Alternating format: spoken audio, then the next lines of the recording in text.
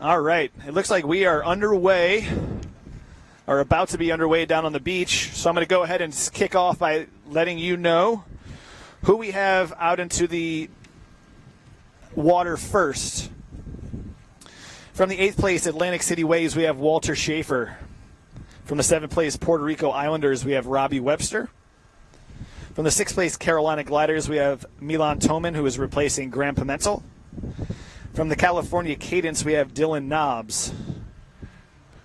From the Sarasota Sun, Michael Arashida. From the Indy Cats, Martin Sobey, which is replacing Ben Canute. For the Colorado Peaks, having a great race out in Colorado, his home area, John O'Neill. And from hometown Cleveland, one of the athletes on the Cleveland Rock and Roll that is actually from Cleveland is AJ Balco. And I just got a chance to meet AJ's family. They're excited to be here, and he's obviously excited to be performing in front of his family and friends here in Cleveland. So alongside me today, so you don't once again have to listen to me talk the entire time, it's Travis McKenzie. He's founder and CEO of NTSQ Sports Group based out of Vancouver. And he's excited to be here today. He's going to be helping me out, helping me sightline some of these athletes, because it's not going to be too easy in those waves of Lake Erie. But thank you so much for joining us today. Yeah, of course, Aaron. It's great to be here. Very, very excited to see the Major League Triathlon in action. I've been watching the live streams and listening to your beautiful voice many times before. Brutal. But it's nice to be here and see it all happening live. And you mentioned the waves back in Australia. This is a calm day in Australia, mate. So understandable. But it is quite windy and choppy in the water, as you can see from the pictures there. And you'll kind of watch the athletes as they're trying to make the turn here at the final swim buoy, getting swept towards the shore. So a little bit difficult to navigate that final turn before they head back towards the Hoob Arch, up the beach, and then out onto the bike course. Talk to me a little bit about that. I mean, we have a straight on. We're right over here by the camera that you saw at the start. How important is it to keep your head up? You're trying to keep a sight line. Not only are people kicking you, but you're also trying to navigate a crosswind, cross waves, and nobody's really taking a straight course, so they actually have to be keeping their heads out. Yeah, it's actually a very difficult swim course by the looks of it, the way that the water is really rushing in towards the shore. And when you're out there, you can't do too much about it. So you can side and you can look at where you're trying to go, but once that water starts moving, it actually makes it quite difficult. So they'll make a quick correction as they get towards that last turning buoy, and then they'll have a bit of an assistance on the way back into the shore there. But as you can see, the waves are kind of pushing them away from the Hoob Arch, so you might see some athletes actually getting to shore and then running along the shore. I saw some practice earlier that they were doing that, so that could be a way that they can kind of get themselves out of the water a little quicker. Yeah, it's interesting. Shoreline's pretty short here, so like you said, it's going to be a challenge for our athletes to see who's going to stand up first, who's going to continue to dolphin dive out of the water, who's going to be kind of setting the pace as far as navigating out of the water. Yeah, definitely a lot of strategy involved as well. They'll they would have probably talked about it as a team before the race and talked about some tactics and strategy for getting in and out of the water. And you'll probably start to see as the day goes on, and if the athletes are, seeing what the other guys and girls are doing, that you'll start to follow a little bit and make some corrections as the teams go through the day. That's the best part about this team event, is the fact, if you're doing a 70.3 triathlon by yourself, you're going through the elements first on your own by yourself, and that's amazing for you to be able to see that and be able to understand what's going on. We're pretty far away from the action, so I think it looks like Michael Arashida from Indy Cats leading him first. Yeah, these colored kits will definitely help us out from afar for sure.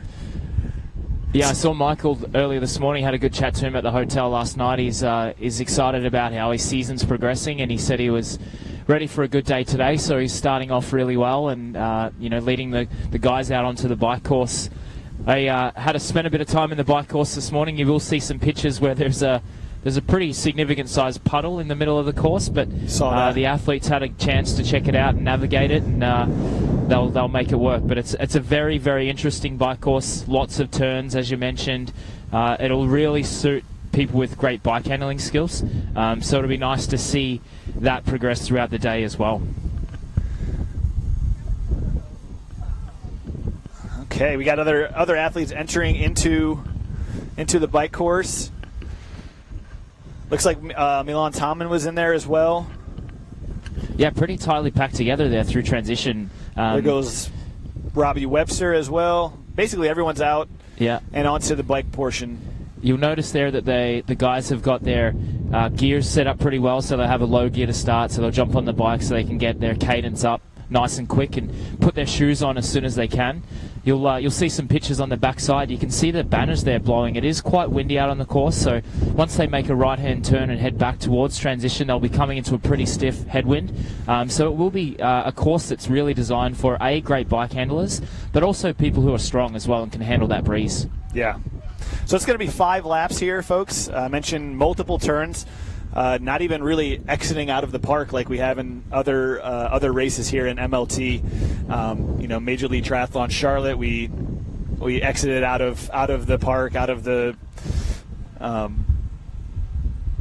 swim area, and went throughout the streets of Charlotte. Of course, everyone remembers Atlantic City. We were on the actual boardwalk, so that was a pretty straight shot.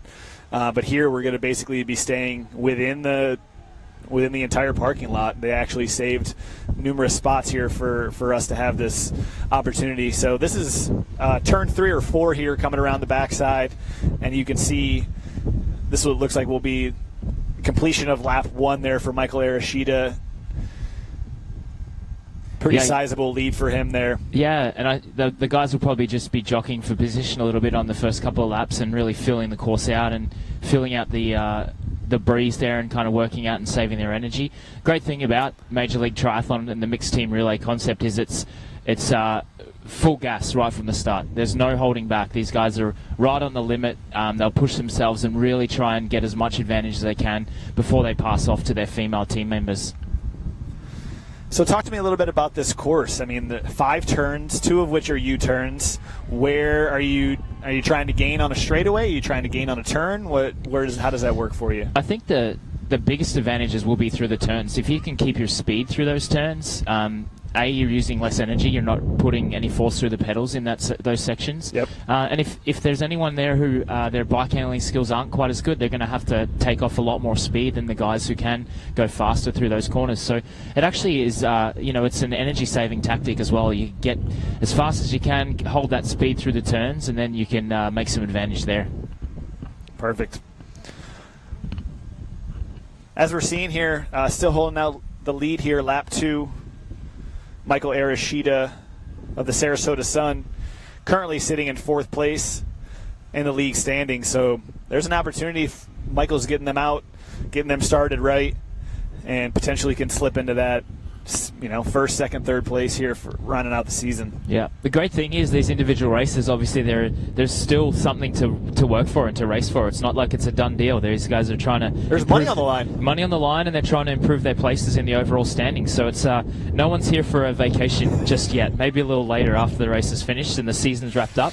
They'll be able to enjoy themselves and celebrate what a fantastic year it's been. But right now, it's all about racing as hard as you can and keeping that momentum going and setting your team up as best you possibly can.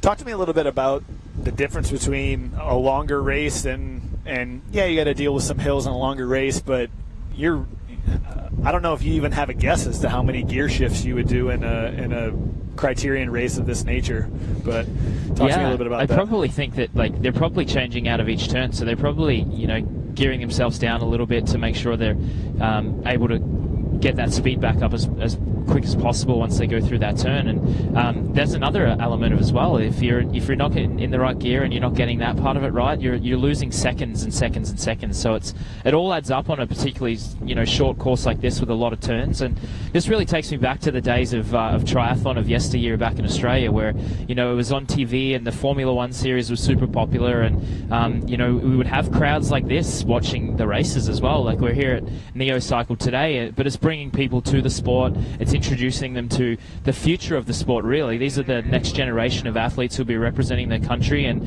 hopefully we'll see some of these guys and girls representing the US in the Olympics in 2020 when mixed team relay makes its debut, which is really exciting. Yeah, talk to me a little bit about how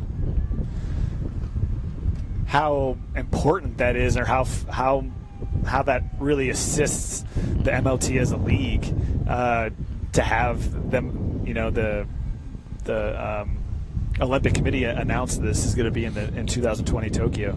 Yeah, I think it's fantastic for the league. Obviously, Major League Triathlon is in its second season and has always been in the mixed team relay format. And I think it really is the future of the sport. It's making it more accessible. So kids are now seeing it and saying, you know what, I can do that. I can go out and race for a few minutes in a team. And it's also bringing that team element into the sport as well, which has been missing. It's always been an individual sport. And growing up in Australia, we did everything. We played a lot of team sport, did a lot of triathlon, but bringing the two together is really special. So you're kind of not only racing for yourself, but you're racing for your team and, ultimately for your country as well, which is really, really exciting. I think it will make the sport a lot more accessible to the average person. Talk to me a little bit about your background. You know about all these gear shifts. You know about good times to pass. You know about drafting, and you know about a lot of stuff, more stuff than I know. You're taking a lot off my plate today. So tell me your background. Yeah, great. Thanks for asking. So I, as I mentioned earlier, grew up in Australia. I actually did my first triathlon when I was 8 years old. It was a funny story. My dad used to be a high-level athlete in Australia, and we grew up going and visiting these races in country towns, and they would always have a kids race, but I was always too young. So there was one race in particular. I said, I'm going to do this race. The age limit was 15. I said to my dad, can I still do it? And he said, we'll have to ask the race director. We asked the race director. He let me do the race, and that was kind of where I started. So been in the sport for quite a while now. Have kind of moved through the ranks to long course racing in the most recent future, or the recent past, and stopped racing a little bit August last year, to launch my business. So we have a sports and events management business based up in Vancouver, where we put on a lot of events, and next year we'll be involved in Major League Triathlon on a broader basis, which is fantastic and very exciting for us as well. So perfect. Well, it looks like we got our first people off the bike, and Michael Arashida kept his lead, but it looks like it might have been shorted up a little bit, but it looks like, I'm pretty sure with a fast transition, Michael will be the first one out onto the course. And we got a little bit of a treat here in our commentator stoop, as the athletes will be running directly by us today. Looks like Michael's leading us here, Stu, as well. He's making some good progress, but this is where the lead can fall pretty quickly as the guys make their way onto the run course. Michael looks fantastic. AJ Balco is actually from the Cleveland Rock and Roll. He's in the final place. His family's here, so hopefully he can make a big effort to get closer. But as you can see, the racing is super tight. There's about 5 or 6 seconds separating the whole field right now, Aaron. Yes, we got Michael Arashida, Walter Schaefer of the Atlantic City Waves. Looks like Martin Sobey from the Indy Cats. Robbie Webster just made a move. And then from there, Milan Toman, John O'Neill, and AJ Baco. And then it looks like we have our last. My mistake. I thought AJ was there last, but this is the Dylan Nobbs from the California Cadence there, bringing up the field. Michael's still in the lead, and very quickly we'll be coming back towards transition, and it is getting quite close. You can see the guys actually really pushing and putting their heads down as they run into this breeze. It's the pictures don't really necessarily show it as much, but it is a strong headwind coming back towards transition. We're about 10 feet below the horizon, as you can see them running, but as soon as they crest up this hill, it's a full-on blast off Lake Erie. So looks like Robbie Webster has made a move into third place. John O'Neill's bumped himself up to fourth. Martin John's looking Sobey. strong as well. I guess he's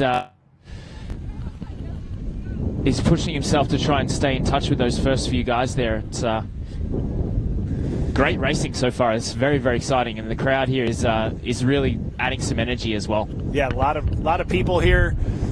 Maybe taking some time from the other events kind of going on right now to really.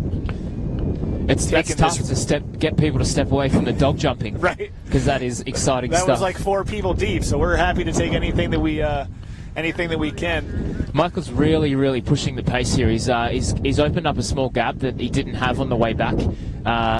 He's wire to wire right now right from the gun, so he's really pushing hard for his team, the Sarasota Suns, which is great to see. John O'Neill still in 4th. Martin Sobey of the Indy Cats, AJ Balco.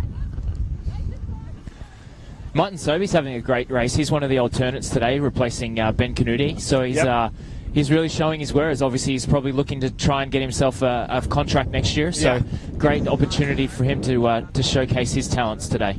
So as marketing manager last season, for those of you who don't know, I was the marketing manager for the end of last season. So I know a lot of these athletes. I know faces. I put faces to names. I've been doing it for years. But anytime that there's an alternate these last 2 days, the last 2 races, I've been trying to get in touch with them to know who's who. I saw Martin a couple minutes ago right before the race took off, and he said, oh, by the way, if you want to talk about it, my bike didn't make it, so I'll be riding Robbie Deckard's bike, and he said that it is much bigger than he is comfortable in using. So great placement for him to have not even be riding his own bike. Yeah, that's awesome. That's and it shows the community as well, that team aspect as we talked about, like the fact that they can share bikes, they're willing to lend their bike to their teammate. It's a really, really cool element of the series. Robbie Webster making up a lot of ground on the run. I believe when we started talking, he was maybe in 5th. Yeah, Robbie's really pushing it. He wants to get past Michael on the final stretch, and it looks like he's going to do it as well and get down to that tag point first. So the athletes will make their way past transition back onto the beach for about 50, 60 yards, where they will tag their female counterparts, and it looks like, trying to see who that will be, I can see from far away that Robbie has passed Michael. Yeah, Robbie looks like he's going to lead in there, followed closely by Michael. That's tough too, running on the soft sand in your shoes. That's not an easy feat as well. So yeah, Robbie did a really, really good job there to get a little bit of a lead there for Lauren Thorne, his teammate, who's out now onto the swim course. Michael led from the beginning, but he couldn't quite hold on to the end there. So did a great job, though, setting up Jillian Peterson, his teammate there from the Sarasota Suns, and she's quickly onto the feet and onto the toes of Lauren Thorne. So she'll get herself a little bit of a draft there as they head out. As we mentioned earlier, the headwind or the wind coming off the ocean will make it quite difficult and quite a push on the way out towards that first swim buoy as well.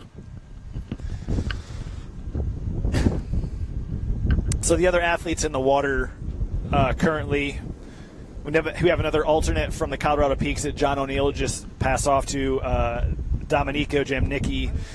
Talked to her a little bit before too, and she just came off of fourth place at the ITU Yucatan World Cup, so she's in the water now as well. AJ Balco, the first place Cleveland Rock and Roll, passed off to another Clevelander, Sarah Alexander.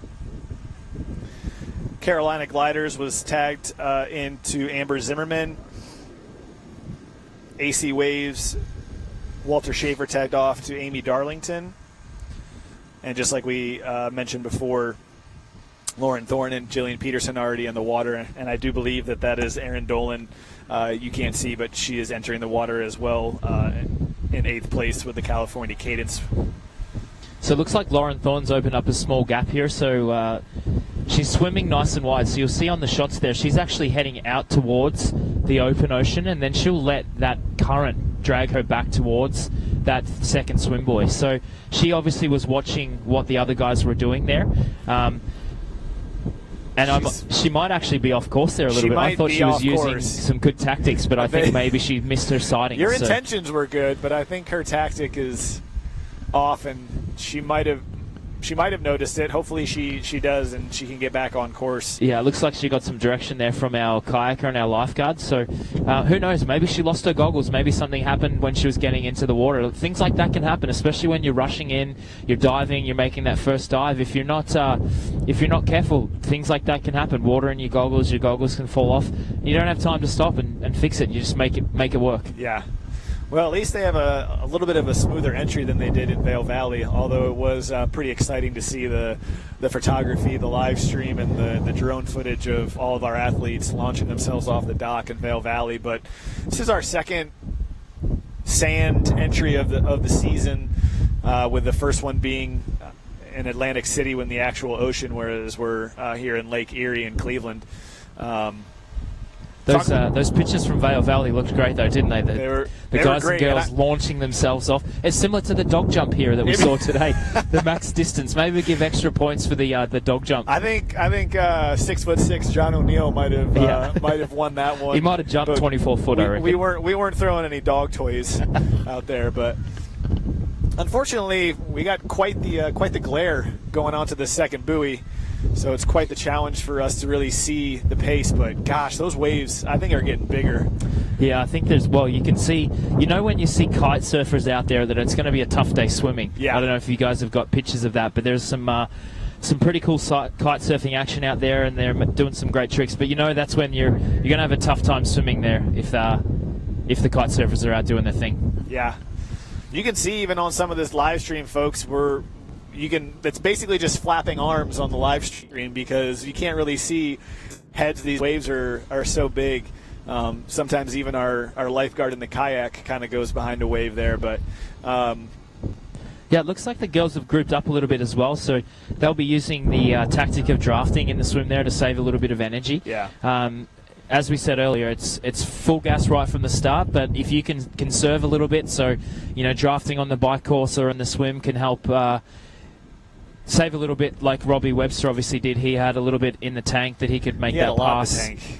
Yeah, he looked good. He looked strong at the finish there. So that was a good tactic from him. But yeah, there's as you can see from the pictures, there's quite a nice crowd gathering as well. So people kind of moving from the swim, and then they'll move over to the bike course, and being within walking distance allows the crowd to really keep up.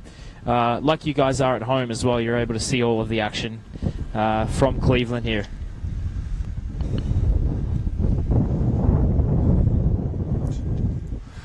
So we have the first athlete exiting.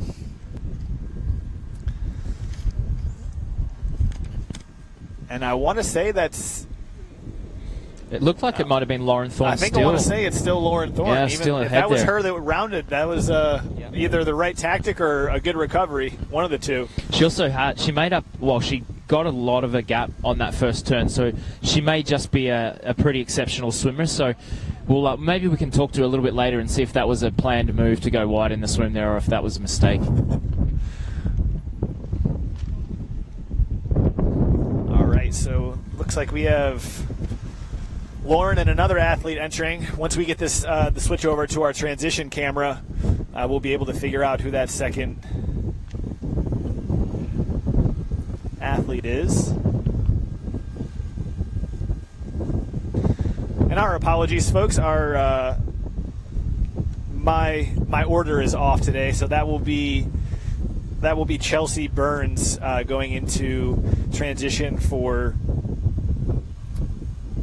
the Puerto Rico Islanders, and I do believe that's Dominika Jamnicki that's joining her as well from the Colorado Peaks.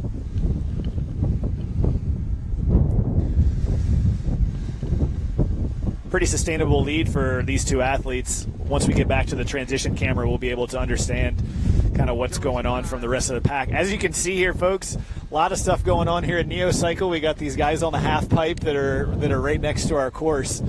Yeah, that's not triathlon. That's those guys are doing some pretty cool tricks. As we said earlier, this Neocycle event is fantastic. Lot of activity, lots of stuff happening, lots of people here. So it's a great energy and atmosphere down here at Edgewater Park in beautiful Cleveland, Ohio. I actually think I saw LeBron James down here. That might be a rumor. I'm just going to throw it out there that I think LeBron was here. Back out on the bike, it looks like Alyssa Dela is out on the bike. Jillian Peterson from the Sarasota Sun is out. We have Amber Zimmerman from the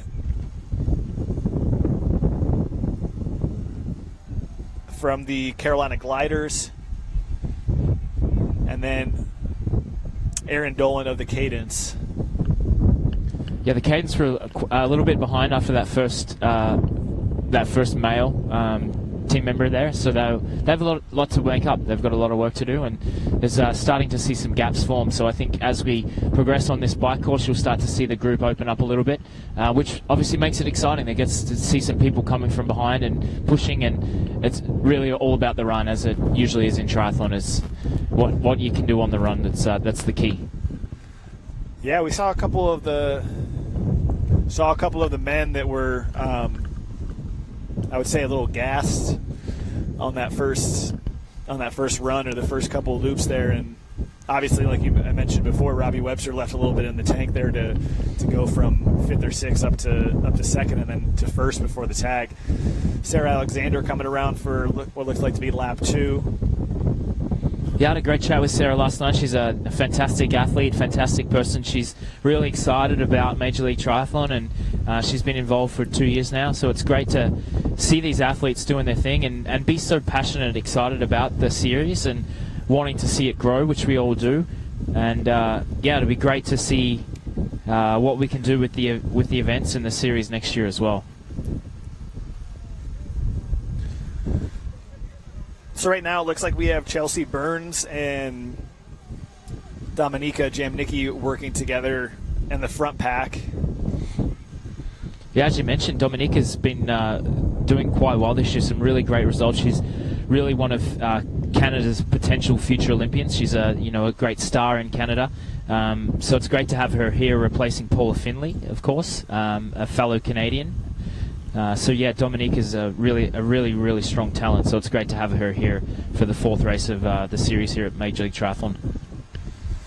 Looks like Dominika might be trying to make a pass here.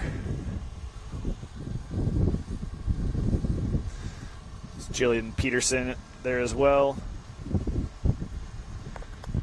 Yeah, it's a fast bike course. These girls are really moving.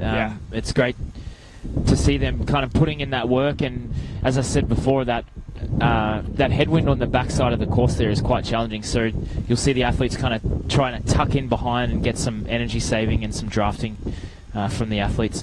Potentially they could be sharing work as well. Sometimes they'll take a turn, one athlete will ride a lap in front, and then the next person will kind of take over and work together to try and make up some ground. Yeah, talk a little bit to our viewers online that might not understand the difference between drafting and not drafting. Yeah, so traditionally the sport started as a non-drafting sport way back when, and since then, and a number of years have passed since the sport made its debut in the Sydney Olympics. But it was around that time where draft legal triathlon started to become quite big, particularly in the professional ranks. So basically, in a non-drafting race, you have to stay a certain distance behind. It's usually about 5 to 10 meters behind the athlete in front of you, and that makes it easier on a kind of an open road and a highway or something like that. But in a small, short course like this, traditionally used in the professional ranks, there's no possible way that could happen. But it's also, it helps keep the sport together, it helps keep the athletes together, and it makes for some really exciting racing. But it is quite a lot of energy saving when you are sitting behind an athlete in front of you. So the working together part was something that was really interesting to me when I came on with the sport, understanding that, like, to me it was, you're competing with someone, but yet you're gonna let them go into first and you fall into second, but then you're gonna go into first and they're gonna fall into second. But understanding that you're really saving that energy for the run, and really understanding that was a big part of it was kind of cool. Yeah, and you'll probably see that more for the groups that are chasing. So the groups that are trying to get up to that front group or the leader will work together, because if they can all save some energy, they're going to get there a lot faster. This is a really tough course to actually do that, because it isn't that open where you can kind of safely or easily make those passes. As you can see with all of the turns, there's not a whole lot of opportunity to play some of those tactics. But I'm sure if they can, they'll give it a shot. Yeah. Take some time out before these guys get off the bike to thank some of our sponsors. Huge thank you goes out to Cleveland, Ohio, and the Greater Cleveland Sports Commission. Great and amazing event put on here today. Edgewater Park is a fantastic venue for our championship event, and we are more than excited to be here. We're incredibly excited to have Red Bull out here as sponsoring our event. Whether it's a long training day or an extremely taxing MLT mixed team event, Red Bull is there for our athletes the moment when they need it most. The Champion System, our apparel partner who makes custom sports apparel for clients all around the world, including our MLT athletes. Based in the U.S., Champion System is one of the most well-respected brands in custom sports apparel industry. And to Hoop Design, they specialize in triathlon wetsuits and named the best triathlon wetsuit brand of the year by 220 Triathlon magazine for the past 3 years. Hoop is the brand you'll see worn by our triathletes. Worn by triathletes such as the Brownlee brothers and MLT professionals, and of course that amazing arch coming out of our swim run. So thank you to all of our sponsors. Yeah, that's quite an impressive arch. We were blowing it up this morning, and it's kind of standing up on its own. It's got its own postal code, I think, the Hoop arch. I'm impressed that it's still standing at this point, because I would say since we started, at least in our area where we're commentating, wind has picked up considerably. Yeah, and I think you'll see it every time the athletes actually enter the water. You'll see that the waves and the white caps are getting a little more and more each time. So by the time the final athletes get out into the water there, it'll probably be at its peak a little bit. So just as they left transition, Chelsea Burns and Dominika Jamnicki come into transition in first. Yeah, that was a fantastic transition there that you saw that gained a little bit of a lead there for our first competitor who's coming through.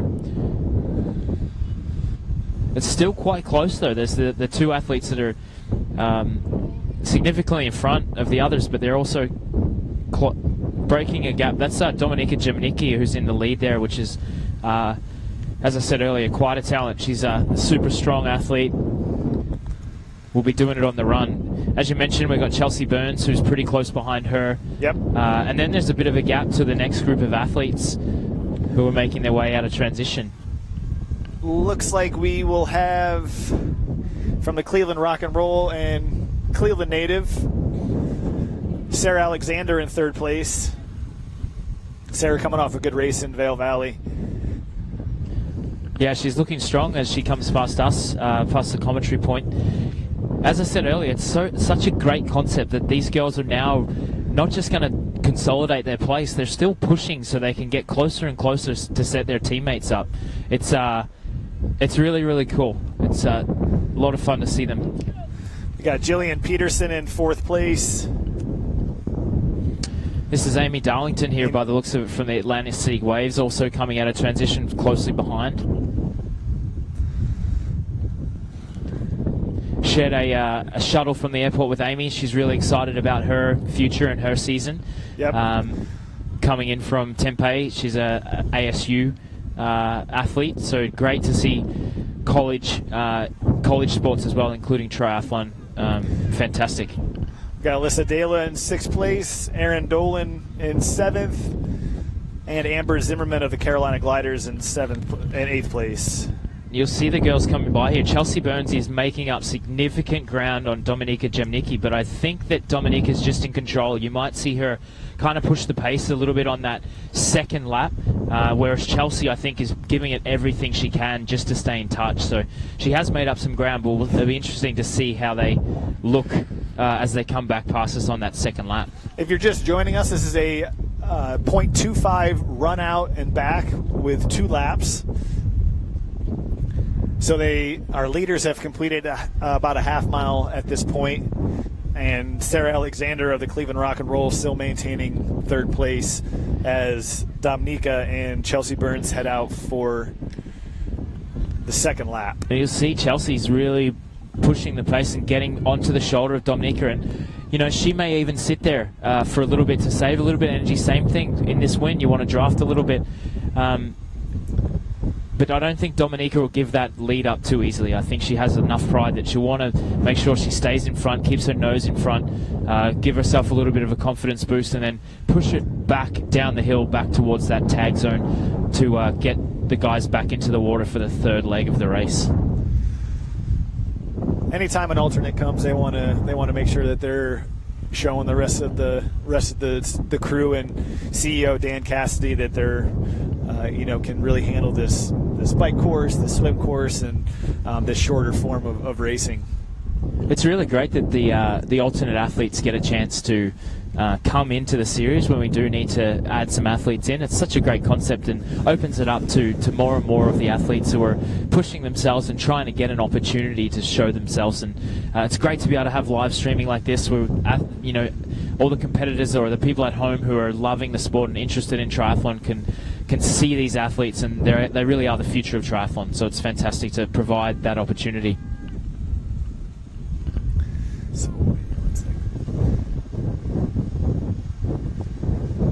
So it looks like Chelsea Burns has officially taken the spot in first place from Dominika Jamnicki. Just like you said, maybe she held her shoulder on Lake Erie coming off, but then she decided to make a move for it.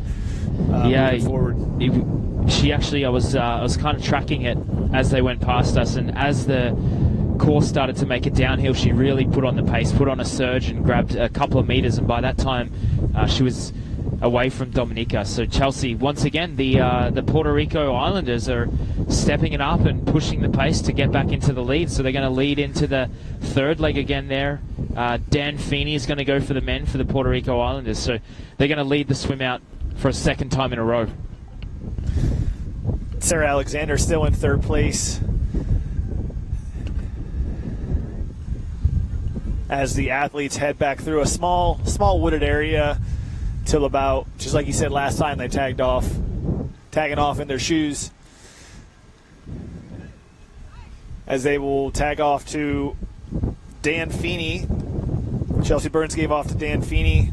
Jillian Peterson gave off to Michael Laurie, who is replacing Rudy Von Berg this weekend.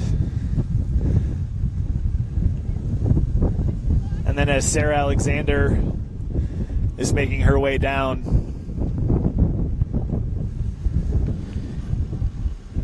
we'll then pass off to Kevin McDowell. As the leading girls go out on the swim there, you'll see that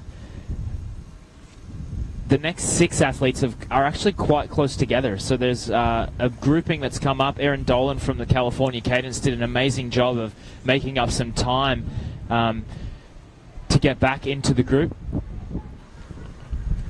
One really cool thing as well is we have a lot of the athletes who have raced before, the guys who started here cheering on their teammates. We've got John O'Neill here who's giving a shout to his teammates. So it's, as I said, the team concept is super cool, super exciting, and everyone loves to keep interested and stay involved right until the final whistle. We all know who the number one commentator or team screamer would be, and that would be AJ Baco. So he's around here somewhere, screaming at his hometown teammates. AJ. Hometown AJ. So my apologies. We had Dan Feeney from the Puerto Rico Islanders. Dominica tagged off to Alex Libben, and then Sarah Alexander tagged off to Kevin McDowell. My apologies on that. Other athletes in the water right now from the Indy Cats, Robbie Deckard, who's riding his bike today, not the other way around where Martin borrowed his. Michael Laurie of the Sarasota Sun, Tyler Evans coming off of a broken collarbone, who unfortunately didn't make it out to Vail Valley, still came and watched us, but was unable to participate. John Rasmussen and Jason West, who just put in a second place finish at the Escape Series in Des Moines. So coming off a good weekend for him. No, sometimes these athletes don't take weekends off. Yeah, well, sometimes racing can get you fit. So it's good to kind of, you do a lot of training, you put in a lot of work, but sometimes it's the racing that can kind of sharpen you up a little bit. So not surprised to see them racing a little bit more often, especially with this shorter distance events. You'll see the guy you would have seen there that the guys, when they're making that turn, they're actually starting to push out a little bit wider, so they're taking a wider turn out to use that current a little bit more. So as I said earlier, learning from the tactics of the people that are going before them and putting them into place. I'm sure they're spending some time talking to each other down on the beach and sharing war stories of what happened out there on the course, so they can make those adjustments as they go through. The great part about this sport, guys, is unfortunately we're halfway through, and it's been exciting so far. But one group of men down, one group of the women down. Seen a couple of lead changes, but overall, it's going to be an exciting finish, as it always is here. Last 2 weeks ago in Colorado, we had Cleveland Rock and Roll with the win, but the talk of the town was Ben Canute coming from, I believe it was 7th or 8th, and running the fastest split by a minute and 10 seconds, and getting the Indy Cats into 3rd place. So super anything impressive. can happen. Absolutely, right down to the end, and it's going to be super exciting. So make sure you stay tuned. As Aaron said, we're halfway through, but there's still some fantastic racing to go. One more time for you, if you're just joining us. In order, the top 3 that entered the water: from the Puerto Rico Islanders, Dan Feeney; from the Colorado Peaks, Alex Libben; and from the Cleveland Rock and Roll, Kevin McDowell. Kevin McDowell's a great athlete, had a great race in Vail Valley, and really excited to see what's going to happen here on this 3rd leg. Other athletes in the water: Robbie Deckard of the Indy Cats, Michael Laurie of the Sarasota Sun, California Cadence, Tyler Evans, John Rasmussen from the Carolina Gliders, and Jason West of the Atlantic City Waves. Looks like you would have seen there some dolphin diving as they made their way in towards under the hoop arch there. So it looks like it's Dan Feeney is the first one up with his head out, going with some skips out of the water. And then it looks like Alex Libben in 2nd place. So they came 1-2 out of the water, and Alex is really piping his legs through that hoop arch. Yeah, wow, that was quite a speedy exit out of the water there from Alex Libben. And they're all neck and neck as they head towards transition. Once they head back towards transition, we'll be able to see a few other athletes that are making their way as well.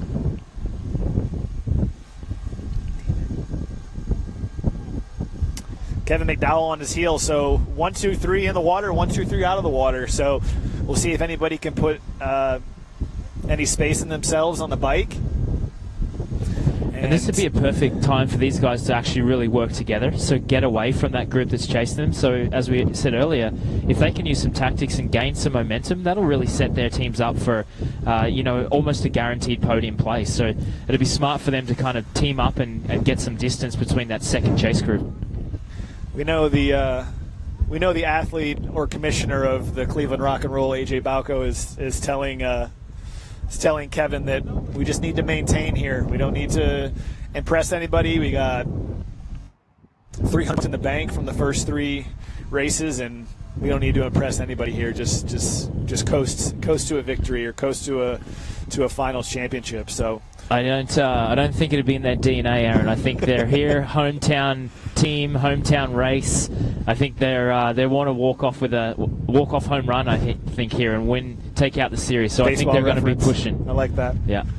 Cleveland Indians playing well, so I think that's a good reference there. But we'll see if these guys trying to spread it out. I mean, you anticipated potentially working together, and from what I've seen in front of us so far, they haven't yet. Looks like Tyler Evans and Robbie Deckard hopping on their bikes as well. Yeah, it looks like there might be a drop chain there, or no, they're actually looking to put their shoes in the feet in the shoes. So waiting to almost a full lap before they were able to get their feet in the shoes there. It shows you how tight of a course it is that they can't even do that. Looks like most of the athletes are coming out of their saddle around that last turn over by transition. Are they just trying to get couple quick pumps before they gear down on the next turn? Yeah, get up to speed as quick as possible. There are some that you can probably hold your speed and stay in the saddle, but you'll probably notice that they'll also get up and really grind it to get back up to speed out of those turns. Particularly if they lose a lot of speed through some of those, you want to get back up as quick as possible. You really see them really putting on their brakes as well. Like you know, some of those turns are quite sharp, and they really will need to slow down and wash off quite a lot of speed. So bike handling skills. Let's just take a second and realize that beautiful shot of downtown on that straightaway that they got there. Cleveland, Ohio has been great to us so far. You see the fans from Neocycle lining our MLT banners, barricade banners along the side, and that's really one of the favorite parts of this sport is being spectator friendly, being able to come to different cities and bring this style of sport, you know, to the city, and it's a great opportunity here in Cleveland. Well, the thing with, you know, people may have seen triathlon in their city before, but not like this. This is fast and hot racing, and you can see the whole race unfold in front of you. Traditional triathlon, you see someone come by from the swim, and then you wait for them to come back from the bike, and then you give them a high five, and then you wait for them again. Whereas here, you can be seeing the athletes the whole way through, which for the spectators who have, you know, witnessing Major League Triathlon for the first time, this is really the future of the sport right here. Got Dan Feeney coming around the corner for completion of another one of his laps. Dan Feeney came out of the water first. I mean, if you would say through the Hoob Arch officially, it was probably Alex Libben, but I'm interested to see when we get another shot here what Kevin McDowell and Alex Libben and Dan Feeney are doing here from looks like Kevin right there. Looks like they've put a lot of time into Dan Feeney, actually. He may have been struggling with his shoes, but these guys are making some serious headway and gapping the third place competitor there, Dan Feeney. Leader's still orange, correct? I've seen, specifically, I just caught Dan Feeney's, this is coming from a person that doesn't know anything about triathlon bikes, but looks like a different wheel maybe from Dan Feeney. Can you talk a little bit about that, if possible, do these athletes have different kind of wheels? Are you bringing a couple before you realize what the parking lot has to offer? Yeah, most likely looking to bring the lightest weight wheels possible, so lightweight wheels, but you're also looking for stiffness as well. So a lot of turns like this, you really want to have a stiff wheel that's going to keep you, keep strong underneath you. But I think that Dan, his wheels may be a lot deeper than some of the athletes, the other athletes. So he may even be getting affected by wind a little bit. So if you get any crosswinds and you've got a deep dish rim like that, that may be affecting his performance a little bit. Hard to tell, but yeah, you're looking for lightweight, you're looking for sturdy on a course like this. Is it really called deep dish? Because I'm hungry at this point. Sorry, we're 45 minutes in. Anyone, bring us a pizza, please. Anyone. Bring us a deep dish. Bring us anything. But athletes are going to be completing close to finishing their 5 laps here, and we'll see. I keep going back to Robbie Webster, but we'll see who kept anything in the tank. Maybe Dan Feeney can catch both of these guys on the run. Maybe we're sitting here talking, looks like Dan Feeney's, slowing down a little bit, but maybe he's got something up his sleeve and has more left in the tank than the other guys. Yeah, definitely. I think that definitely could be the case, but I think the talent and the the overall prowess of the top 2 teams there, the Cleveland Rock and Roll and the Colorado Peaks, have shown through in many of the races so far. So I think they may just be a little bit superior today, and Kevin and Alex will be duking it out on the run course, so that'll be exciting to see, and I'm sure they're looking to get as much of a lead as they possibly can before tagging off to the final women who are going to finish the course up for us today. Black and orange in the lead.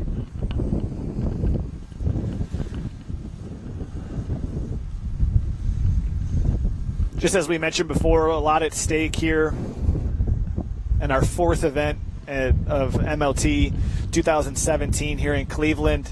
Not only do we have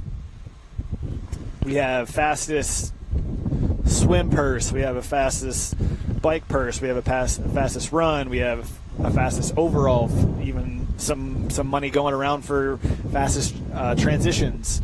But the biggest money of all is going to be that champion that's potentially going to be named here in about 30 minutes. Yeah, by the looks of it right now, it looks like the Cleveland Rock and Roll are in the hot seat to take out the MLT Cup. But stay tuned, because we never know what's going to happen.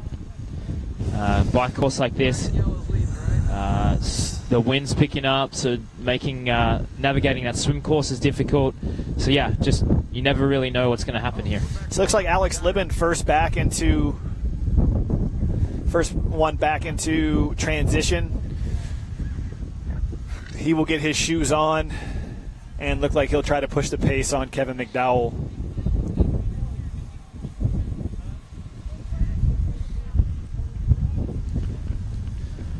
Alex has really put in some time out of transition there, a very fast transition. Obviously practicing those things. I actually saw a lot of these guys practicing transitions earlier, so they put a lot of time into those little things that actually can help you gain a few seconds. It's energy saving. You're not using any more energy by getting through transition quicker. So it's anywhere you can grab a couple of seconds is important on a course like this in particular. Yeah, definitely. And then it looks like we have Dan Feeney making his way out of transition as well in third place. Great showing for the 7th place Puerto Rico Islanders at this point.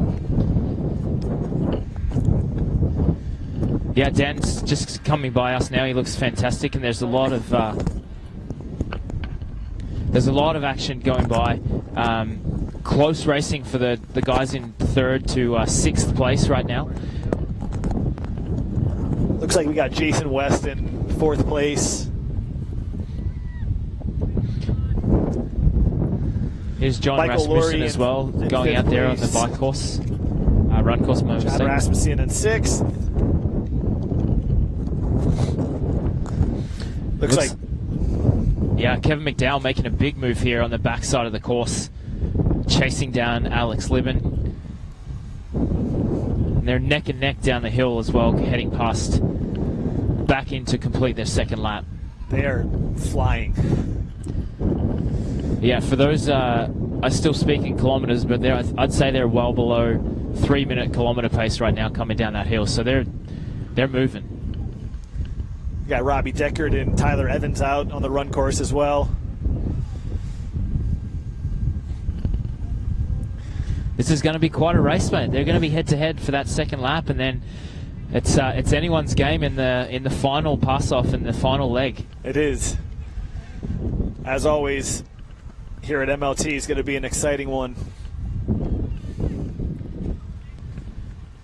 You'll see the other guys and girls from the teams out there cheering madly and supporting them. It's just such a really great atmosphere, and these guys are obviously in it to make sure their teams are going as fast as they possibly can to get that time gaps to pass off to that final team member. Yeah, it looks like Kevin's really put some work into Alex. Alex trying to get it back, trying to knock off the Cleveland Rock and Roll off of at least the winner's podium for this event. Might not be enough to hang with them for the cup, but they'll be happy to.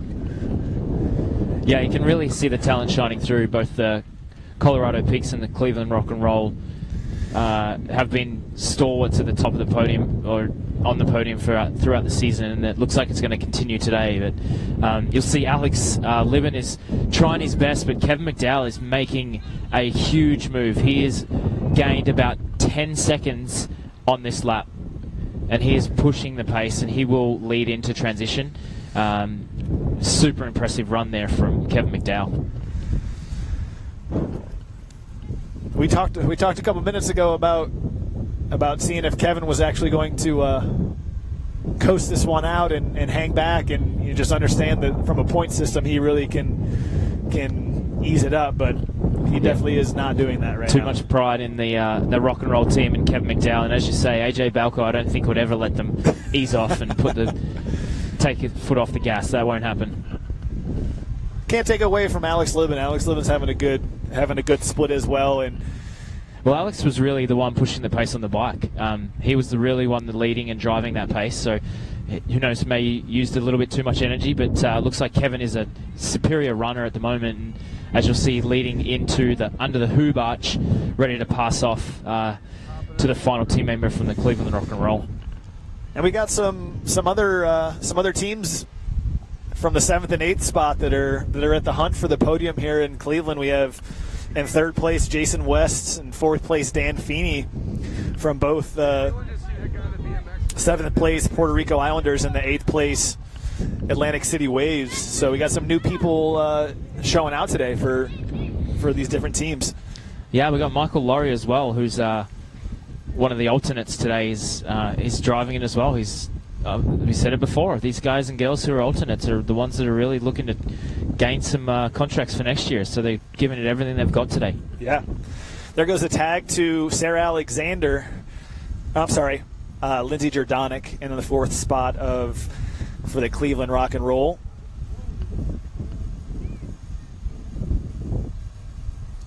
Alex Lippen then gave it off to Brittany Worley, who will be the 4th competitor, but the 2nd woman for the Colorado Peaks. Those waves have definitely increased as well, even from the first leg. You can see that the Whitecaps are up, and the rollers that are coming in, they're obviously not braking until they hit the shore, but navigating those is quite difficult, and the current's really pushing and driving back towards the shore.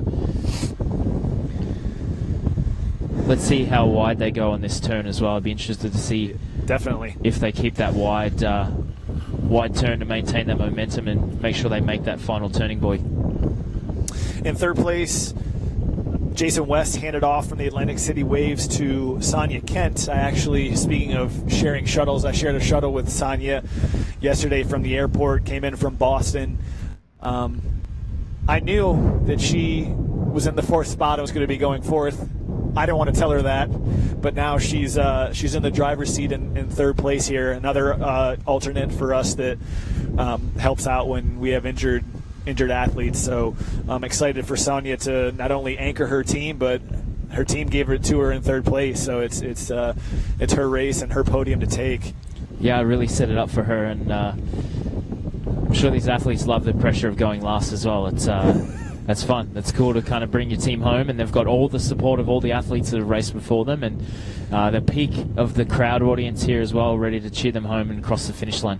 Yeah, I mean, every other athlete is always prepping. They're doing different ways to warm up, whether that be the swim or the bike or all those kind of things. But now that 3 athletes have gone, you're exactly right. There'll be a lot of people right over here with us, right behind this last run, screaming at their final athlete, taking it home here for the win. So, yeah, exciting to see that last runner come through. Stick with us. It's probably only about 10 minutes to go, but we're going to guarantee a hot finish here in Cleveland. Beautiful Edgewater Park here. Other athletes in the water for the final leg here for the women. So unfortunately, we're saying her name wrong the entire time. We thought Lauren Thorne was in the water for the Puerto Rico Islanders, but that was Chelsea Burns on the 2nd leg. So Lauren is in the water in 4th place. Then we have Erin Story of the Carolina Gliders, another alternate from the California Cadence.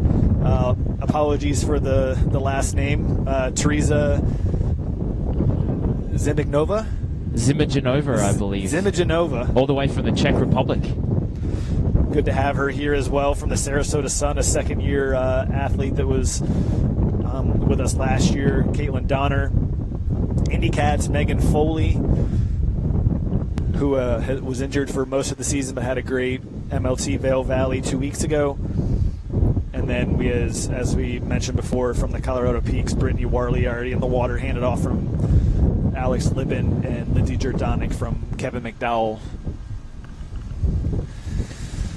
Yeah, I think that Lindsay Jordanic has opened up quite a gap here in the swim by the looks of it.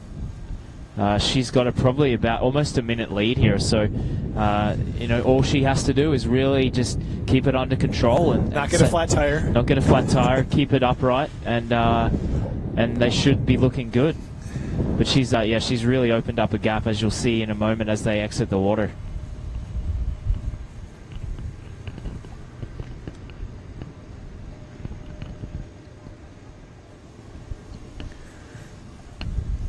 almost certain that's Lindsey Jordanic doing some dolphin dives as she exits, but obviously when she makes her way over to the transition, we'll be able to verify who that is. Yeah, Lindsay must be a fantastic swimmer. She only had about 5 or 10 seconds going into the water there, and in such a short course it'll be probably about 45 seconds lead out of the swim there, which is pretty impressive for such a short swim leg.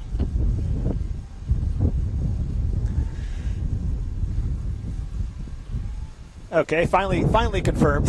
We thought it was, but I just wanted to make sure. Didn't want to falsify anything, but it is Lindsey Jordanic out of the water and makes her way into transition, well ahead of our second athlete. The hometown crowd, the hometown team bringing it home. As we say, it doesn't end right here, but she has opened up a significant gap to the rest of the women. It looks like, from what we're seeing in front of us, I believe that's Brittany Warley from Colorado Peak. So I tell you what, the team from Puerto Rico, the Puerto Rico Islanders, every time someone gets out of the water from their team, they pass 2 or 3 people, they make a huge effort. They're always coming from behind. It's so impressive to see. They're not giving up. I think they will probably Lauren Thorne will bring them home pretty strong. I think that's one to watch as well. They're here to win it. Yes, Brittany Warley from not only in second place here, but also the second place Colorado Peaks. Lindsey Jordanic is almost going to lap the field here, so she'll actually have about a lap lead even over the second place competitor, Brittany Warley. As you'll see, Lindsay will come by to complete her lap pretty soon, so that'll be it's almost a lap lead. Almost a lap lead. As Brittany Warley gets onto her bike and makes her way out onto the course. So we talked a little bit about drafting. She's 1 lap down. She looks like she has nobody to work with. How tough is that for her to get some minutes back into Lindsay? Yeah, I think right now it's probably about consolidating her position. So I think Brittany's probably going to try and get as close as she can to Lindsay, but it's also maintaining her position and not giving too much energy, because those athletes behind you are working together, and you've got a target on your back no matter where you are. You're the rabbit that's being chased. So she'll probably just try and consolidate her position a little bit, as I mentioned. Most of the other athletes, if not all, are now out of the water and onto the bike course. Other athletes include Lauren Thorne of the Puerto Rico Islanders, Sonia Kent from the Atlantic City Waves.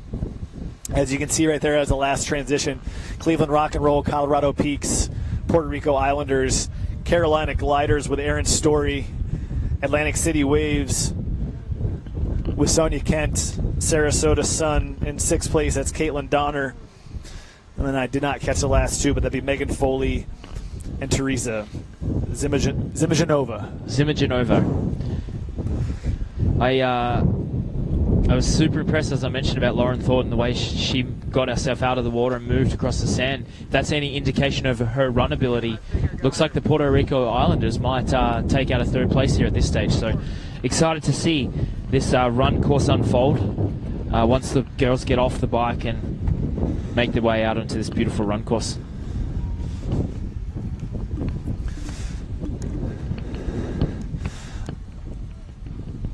Currently, Lindsay's race to lose. Hate to say it like that, but Cleveland Rock and Roll out in a commanding lead at this point, looking to potentially lock up first place for all 4 of our events this season, but also the second MLT Cup. Yeah, it'd be great to see. I'm sure they're really excited about the opportunity to sweep the series, win each race, and then obviously hometown race here in Cleveland. Maybe there'll be a parade like there was for the Cavs. For the Cavs? Yeah, maybe. What do you think? We'll try and organise that. So if you're in downtown Cleveland tomorrow, come by. Oh, it's tomorrow. We're going to have a parade. We're going to plan it by tomorrow. Yeah, we've got it. Perfect. We've got it. It's fine. We'll put a call in. I think it'll be Lindsay, Sarah, and AJ's family, and maybe CEO Dan Cassidy, and that might be all that's there. I'll drive the golf cart. Gotcha. Yeah, everyone else can sit on the back. We're interested to see how the 3, 4, 5 women are working together potentially to make it back up there. I believe that's Aaron. That's yeah, it looks like Lauren there. Lauren Thorne from the Puerto Rico Islanders.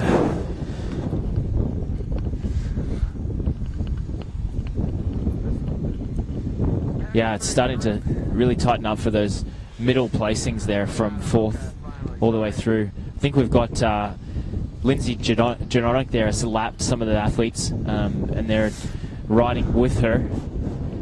Not sure the legality of lapped athletes drafting off the leader, but they're doing it right now. So Lindsay, I'm sure, will probably want to get ahead of those girls just to stay safe and keep herself out of any danger.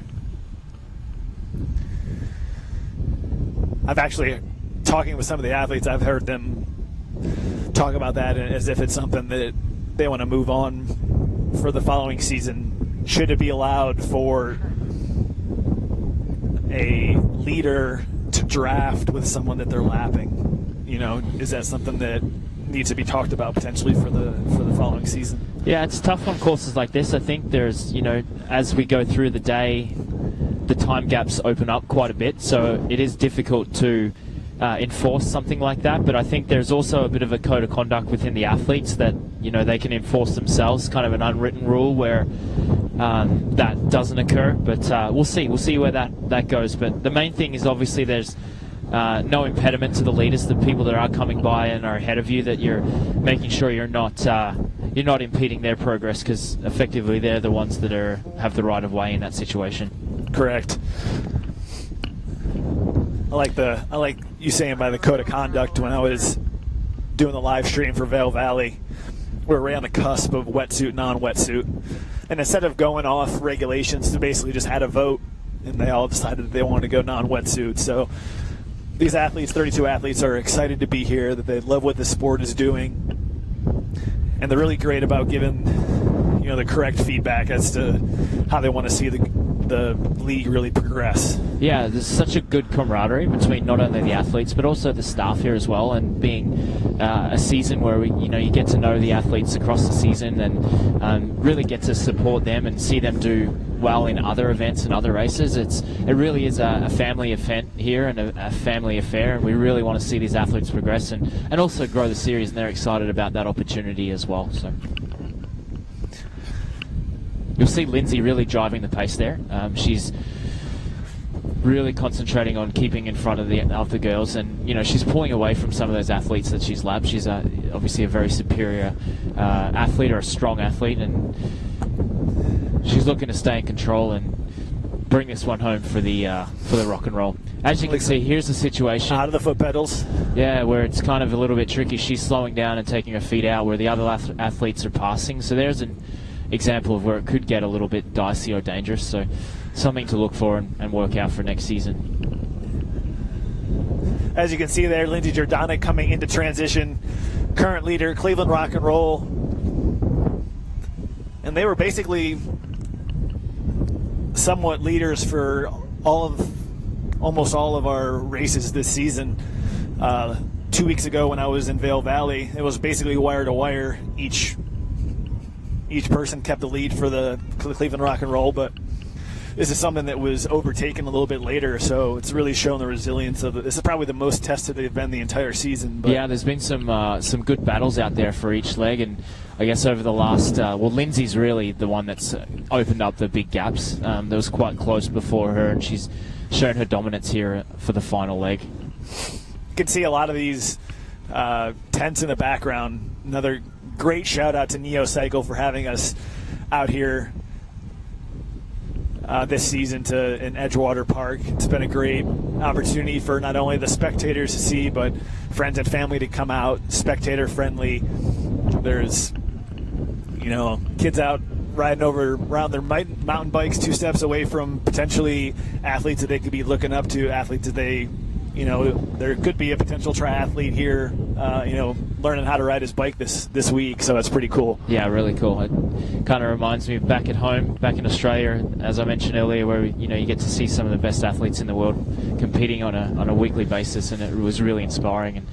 And Lindsay's opened up almost a minute gap here, so she's looking to stay right in control, ahead of Brittany Worley, who's in second place out of transition from the Colorado Peaks. So 1 and 2 for the series, and 1 and 2 for today's race as well. Lindsay looks great. She's in control for sure. She's not holding anything back. She knows what she has. Looks like Caitlin Donner in third place for the Sarasota Sun. Watch out for Lauren Thorne here. She's my pick. She's going to push up. I think she might finish third. I'm predicting it now. She's looking strong. She's currently in fourth place with Sonia Kent in fifth on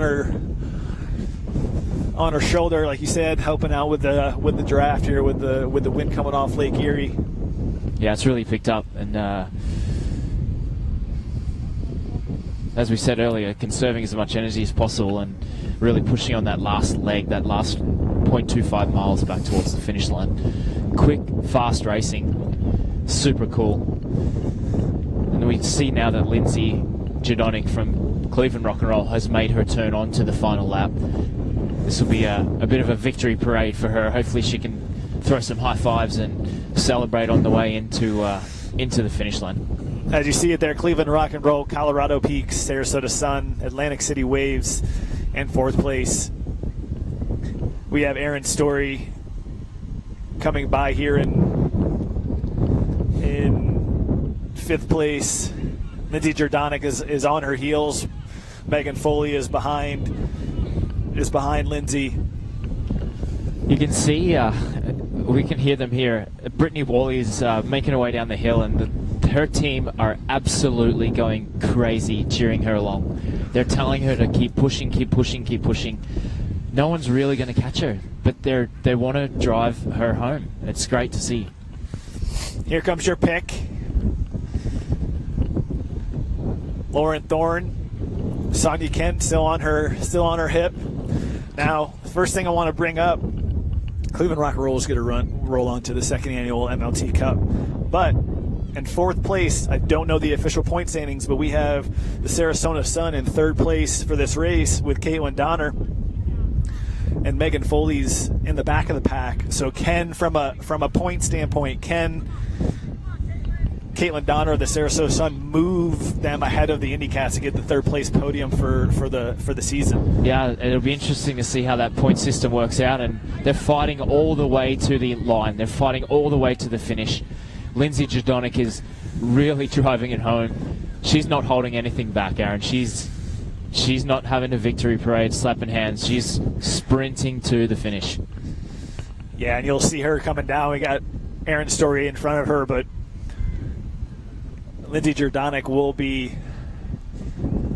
entering that finish arch here in a few seconds, and will be raising the banner as champions for the second annual MLT Cup. And the funny thing about it is all four athletes have to go in each position, and they won all four races. Therefore, all four athletes have raised that finish banner, as That's you can really see it cool. here. Really cool. With Well, a what an great- honor for her to be able to do that at the final race of the season, taking home the crown, winning all four. This is the walk-off home run, Aaron. This is what we've been waiting for. She could basically walk in, but she decides to run the whole way in, and congratulations, as there she is with her team. And there's Sarah Alexander, Kevin McDowell, and AJ Bacco. Then you and can the see winner, Kevin Cleveland. McDowell there, who really put in some time for Cleveland Rock and Roll. So look at that. We got John O'Neill just absolutely laying into Brittany Worley with love, of course. Yeah. Telling Brittany, Alex Libben as well, telling Brittany, do not look back. Do not look back. She has some competitors on her heels, and they don't want her looking back because they can officially secure not only second place for this race, but second place for the entire season. Yeah. And there's Lauren Thorne as well. She's about to come into our picture and make her way down towards the finish, but Brittany Worley making the turn for the Colorado Peaks, bringing it home in second place. But as you said, there was close competition, and the teammates really screaming at her not to look around, don't turn around, don't turn around. But here she comes in, really driving all the way. And you can see how close that was. Exhausted. You can see how close that finish was. That was why they were screaming. Donner of the Sarasota Sun in third place. Caitlin was chasing. She was really pushing to catch her, and if it had been a few more meters, I don't know if Brittany would have held on to keep that second place, but she did in the end. And that'll wrap up second place for the Colorado Peaks for the season as well, which is fantastic effort by them.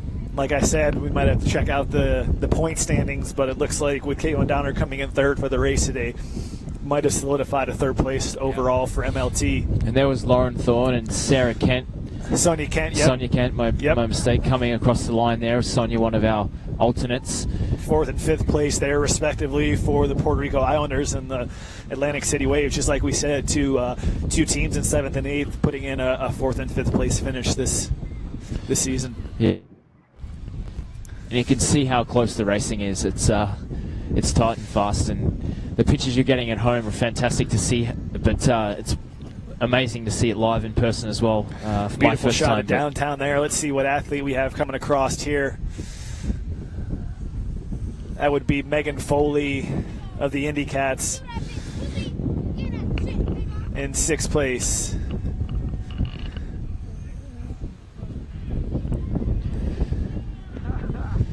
And seventh place of the Carolina Gliders, Aaron Story. And then our closely followed, our Czech Republic athlete, Teresa Zimovjanova. We might get it by the end of the coverage here. That might be might be it right there. So Cleveland Rock and Roll, they rocked and they rolled their way to the second annual MLT Cup. Here comes Teresa here bringing it home for California Cadence. And there's the finishing order officially. First place, Cleveland Rock and Roll. Second place, Colorado Peaks. Third place, the Sarasota Sun. Fourth place, Puerto Rico Islanders. Fifth place, Atlantic City Waves. Sixth place, Indy Cats. Seventh place, Carolina Gliders. And eighth place, the California Cadence. I just want to thank you so much for joining us today. Travis McKenzie has been online with me today and really taken it off a lot off my plate. But what I'm going to do now is we're going to go from our command post here. I'm going to grab your mic and I'm going to go interview the winning team here as we announce our new champions of MLT for the second season. Fantastic, Aaron. Pleasure to be here, mate, and excited to see it in person. Look forward to 2018. Stand by, folks. We'll be right back with the trophy presentation.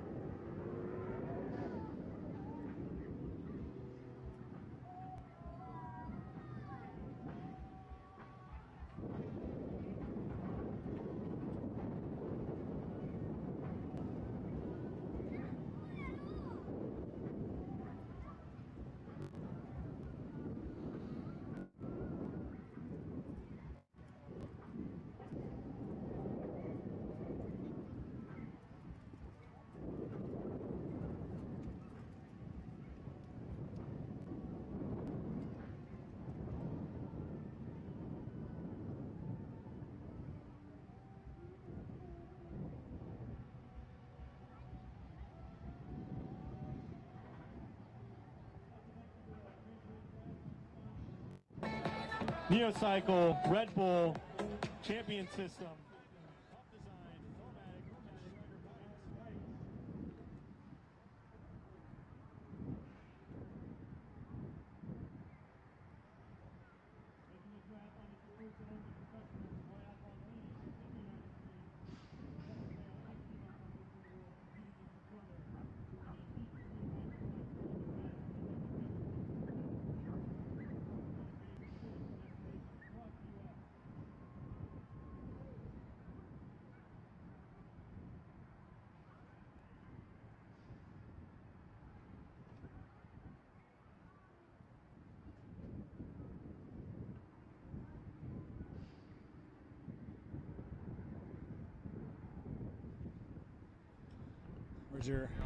Where's Lindsay at?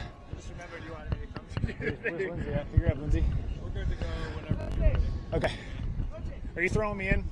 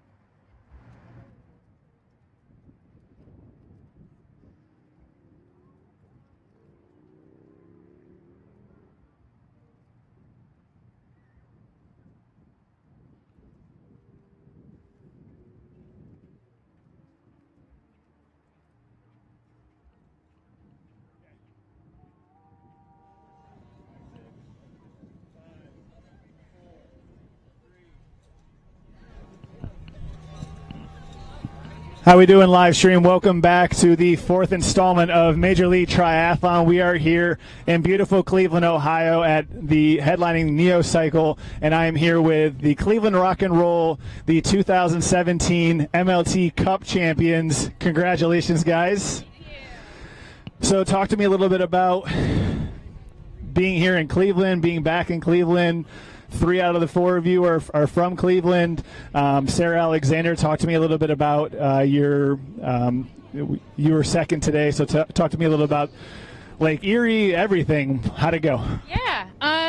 Well, like you said, I went off second. So AJ did a great job leading us off and put up a really good fight. I still had a few, I think 4 or 5 girls ahead of me heading into the water, and so I was just drilling it as hard as I could, tried to put time on people on the swim.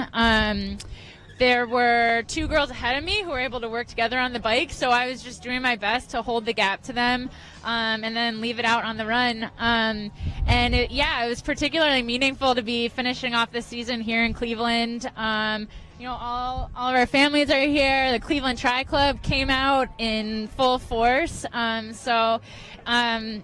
For a lot of us who race internationally, we don't get a lot of opportunities to race in front of our family and friends. So it was a really unique opportunity for us today. So awesome. Congratulations. I'm going to get Kevin McDowell next here.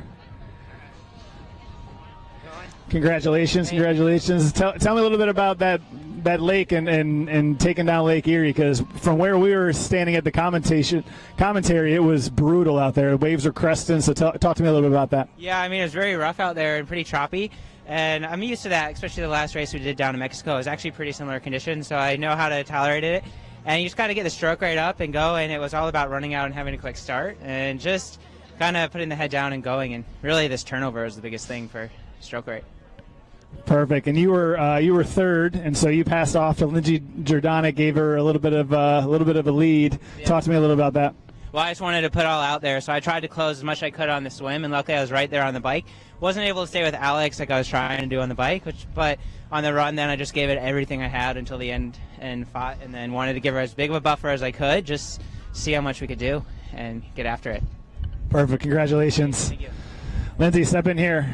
A buffer is something that you really didn't need, because Travis and I were talking on the live stream that this guy, your commissioner, was probably telling you to lay it low. We're in the lead. We can come in anywhere from first to fifth and still get a championship out of this. But you didn't stay off the gas pedal. Talk to me a little about that. No, I'm really grateful to my teammates to have me out front, but I guess I heard AJ tell me to stay safe, but I don't know, I just wanted to make sure I went really hard because they put it all out there, so I should do the same. And it was pretty fun. There was just there's a lot going on with this festival, this Neo Cycle Festival. So even on one of the laps on the bike, I think a big huge truck was coming down almost on course, but that's part of it. You just have to go around them, and just keep focused on what you're doing, and I'm really happy that I could lift the tape at the end, and just really proud of being with these guys for this team. So Awesome. Congratulations. AJ, come on in here. Congratulations, buddy. You are the only person in MLT history to have two cup championships. You started off this team. There's your brothers look a lot like you. I can pick them out of a crowd. No problem at all. But talk to me a little bit about being back here in Cleveland. Talk to me about your teammates. Talk about this. I guess this whole year in general. So this is the first time I've done a pro race in Cleveland, Ohio. So it's definitely special to me. I knew it was special to my teammates, special to my family. So I was pretty nervous coming into this, but I'm always a little nervous. Had to go first, and I thought I had a good swim. I came out with the guys, and I knew we'd kind of all come together on the bike, and we pretty much did. Basically on the last lap, we came together. I fumbled a little bit in transition. It was like one of the last guys out, and that definitely wasn't my intention. But it was full gas on the run, and I just basically gave everything I had. And pretty much our motto this whole year has been just every second counts. And even if we're in first or if we're in last, which in these races, we've literally been in first and we've been in last at times. And no matter what, we've kind of given it 100%. So yeah, I was happy that we all came together and everyone did their job, and we were able to win another race, win all four, win the cup. And yeah, for me it's been eight races in a row with good luck and good races, so can't complain. I have to say this because this is my NBA background, but the Cavs, you won with Sarasota last year, then the Cavs won the championship, and then you won again. Are the Cavs going to repeat? I mean, I would guess so. I mean, I was in Florida, then I brought my talents back to Cleveland. It worked out this year, so yeah, no, can't complain. It was awesome. Awesome. Well, congratulations. We're going to do the medal ceremony and let you guys raise that cup here pretty shortly, but we'll get to that as well. But congratulations, guys.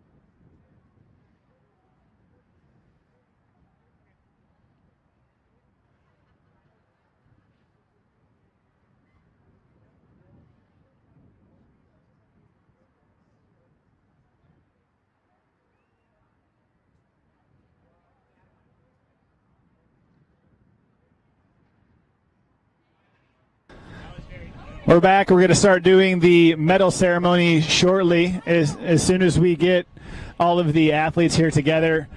So before, when we started the fourth race this weekend here in Cleveland, we had in third place we had the Indy Cats, second place we had the Colorado Peaks, and in first place we had the Cleveland Rock and Roll. But due to the Indy Cats falling lower in the rankings with the race today, the Sarasota Sun had a good placement, and therefore we're going to move forward into third place for the 2017 MLT season. So once we grab all of the athletes here from the Sarasota Sun, we are going to move forward with our medal ceremony.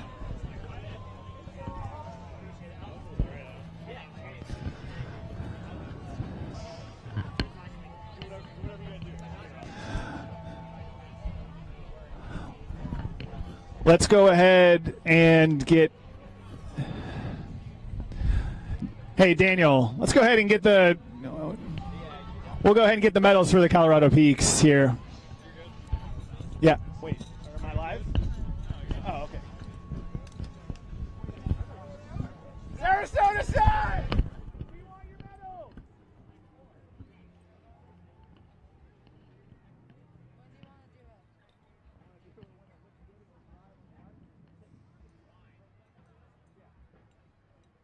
Sarasota Sun.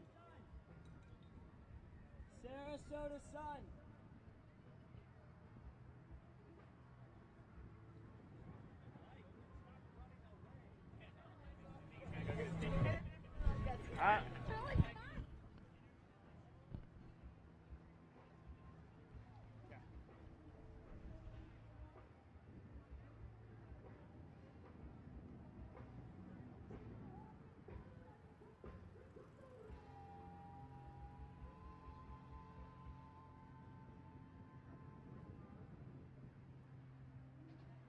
Tell them we're stopping.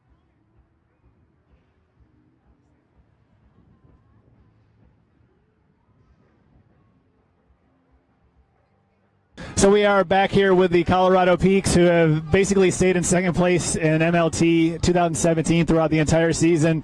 They finished second place today and solidified second place for the entire season. So congratulations to you guys. John O'Neill led them off.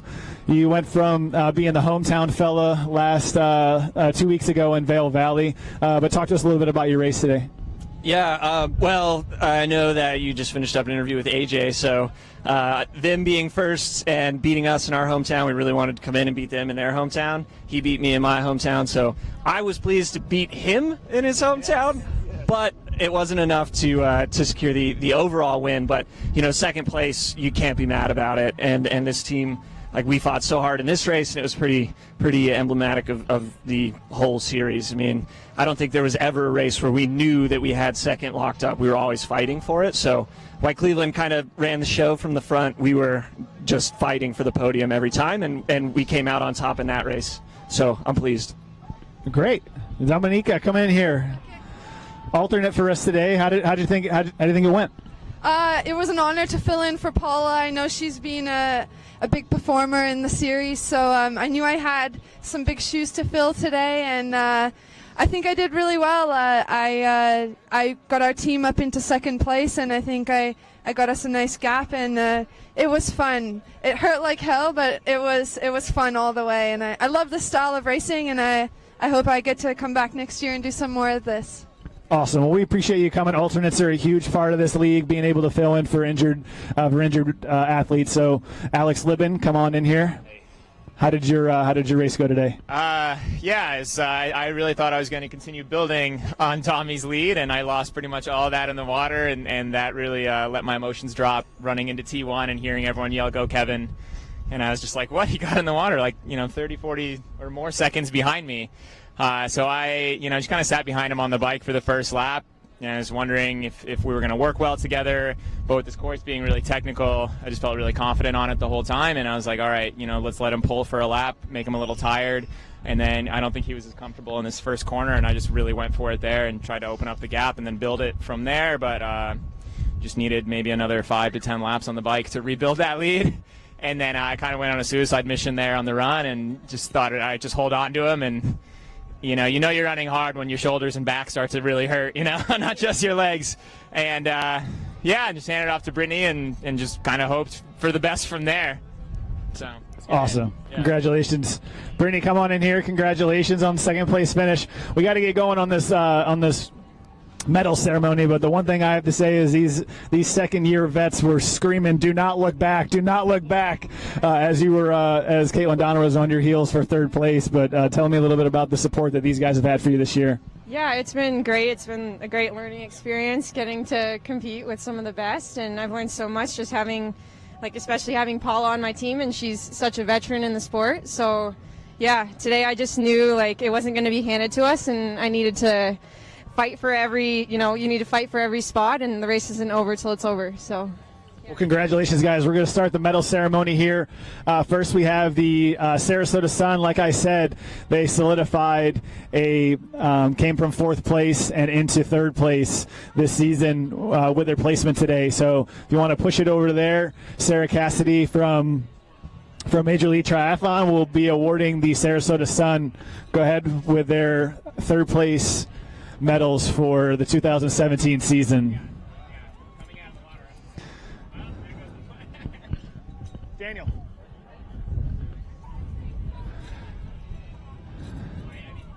Great race by these athletes today. And just as I was interviewing them as well, Brittany Worley, Alex Libben, Dominika Jamnicki, and John O'Neill. And recently interviewed as well, wire-to-wire winners of the 2017 MLT Cup is the Cleveland Rock and Roll, Lindsay Jordanek, Sarah Alexander, Kevin McDowell, and AJ Balco.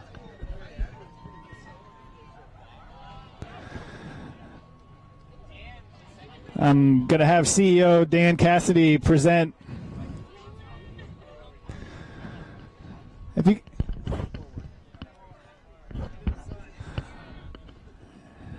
As everyone poses for pictures, I'll have CEO Dan Cassidy and Sarah Cassidy walk in the 2017 MLT Championship Cup to the Cleveland Rock and Roll.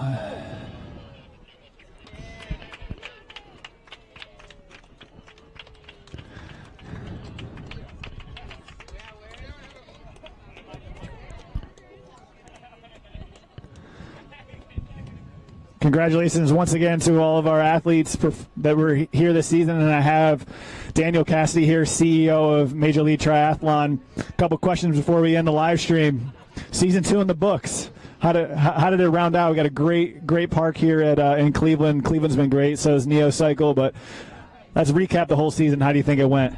Yeah, I mean, I thought it was great. This is our second year, so we were ready to come back stronger than ever. We loved all the venues. We were in Charlotte first, and just in case you guys haven't seen it, we were in MLT Charlotte, then Atlantic City, Vail Valley, Colorado at Avon, and then we closed it out here in beautiful Cleveland, Ohio as part of Neo Cycle. So we couldn't be any happier. Awesome. Where do you see this momentum going? Obviously, from the naming of Super Sprint Mixed Relay in the Tokyo Olympics in 2020, that actually was announced after your second race. So you had 2 races after that, and now we're heading into what we consider the off season. Talk to us a little about season 3. Yeah, we'll be back bigger than ever. Our main goal here is really to make sure that all these athletes here have the opportunity to continue to race this format and hopefully prepare for the Olympics. So, we'll definitely be back next year in 2018. We'll be announcing cities relatively soon. We are looking forward to having most of the pros back, if not all of them. We're going to be opening up professional applications relatively soon as well. But, keep following us. Thank you, everyone, for following us all season. And, hope you guys enjoyed it. Awesome. Thank you so much. Congratulations on another great season. Thank you so much for following along on the live stream. Make sure to follow Major League Triathlon on all of our social media. Thanks again to our presenting sponsors, Red Bull, Hoob, Champion System, Strider Bikes, all of our sponsors. Thank you so much. And once again, thank you so much to the Cleveland, Ohio. It's been a great way to end our season. It's been a great year. There's AJ Balco with the MLT Cup hoisting it up one more time. Thank you so much. This is Aaron Dodge. Take care.